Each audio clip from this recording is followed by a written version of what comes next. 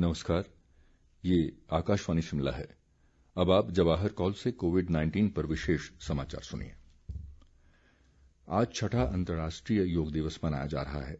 इस अवसर पर प्रधानमंत्री नरेंद्र मोदी ने अपने एक संदेश में कहा कि योग लोगों को एकजुट करता है और वैश्विक भाईचारे का संदेश देता है। उन्होंने कहा कि योग एकता की शक्ति के रूप में उभरा है। ये किसी से भेदभाव नहीं करता तथा नस्ल, रंग, स्त्री, पुरुष, धर्म और देश की विभिन्नता के तमाम अंतरों से परे है।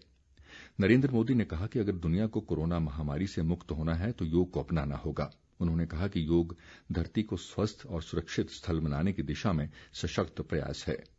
ये हमारी श्वास प्रणाली और रोग प्रतिरोधक क्षमता मजबूत करता है। प्रधानमंत्री ने कहा कि कोरोना पैंडेमिक के कारण आज दुनिया योग की जरूरत को पहले से भी अधिक गंभीरता से महसूस कर रही है। उन्होंने कहा कि कोरोना वायरस हमारी श्वास प्रणाली को संक्रमित करता है। प्राणायाम और अनुलोम विलोम जैसे योगाभ्यासों से श्वास प्रणाली मजबूत होती है।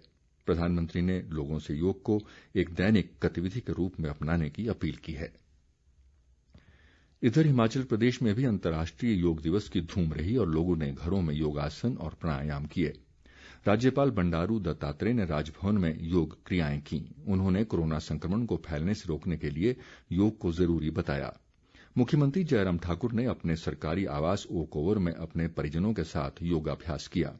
उन्होंने प्रदेशवासियों को योग दिवस की बधाई देते हुए कहा कि योग हमारी संस्कृति का अभिन्न अंग रहा है और ऋषि मुनियों ने पूरे विश्व को योग सिखाया। मुख्यमंत्री ने कहा कि प्रधानमंत्री नरेंद्र मोदी के प्रयासों से पूरा विश्व योग को अपना रहा है। उन्होंने लोगों से योग को अपनी दिनचर्या का हिस्सा बनाने का आग्रह किया।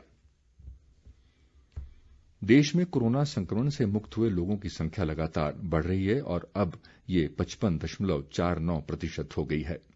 कोरोना वायरस से अब तक 2,27,755 रोगी उपचार के बाद ठीक हुए हैं। केंद्रीय स्वास्थ्य मंत्रालय ने बताया कि ठीक हुए रोगियों की संख्या उपचार करवा रहे रोगियों की संख्या से लगभग 58,000 अधिक है। पिछले 24 घंटे के दौरान करीब 14,000 कोविड-19 रोगियों का उपचार किया गया। मंत्रालय ने बताया कि इस समय लगभग 1,69,000 मरीजों का इलाज चल रहा है और ये सब चिकित्सा निगरानी में हैं।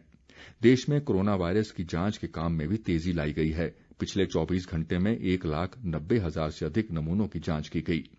अब तक 68 लाख से अधिक नमूनों की जांच की जा चुकी है। मंत्रालय ने बताया कि कोरोना की जांच के लिए सरकारी प्रयोगशालाओं की संख्या बढ़ाकर 722 कर दी गई है, जबकि 259 निजी प्रयोगशालाओं में भी कोरोना की जांच की जा रही है।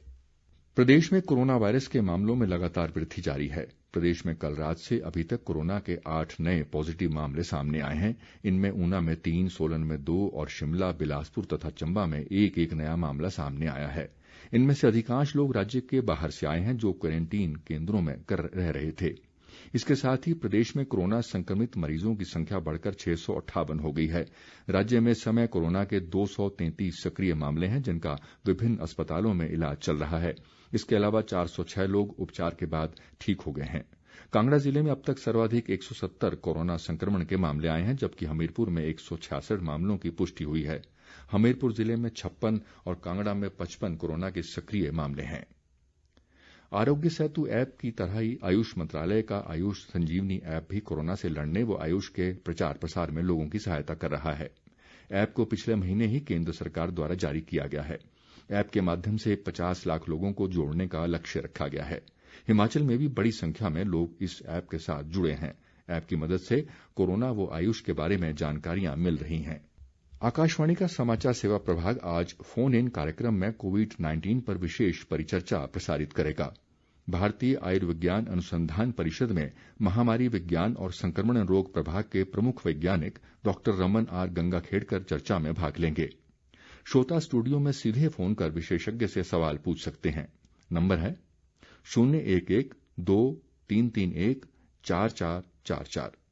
हमारा टोल फ्री नंबर है 1800-115767।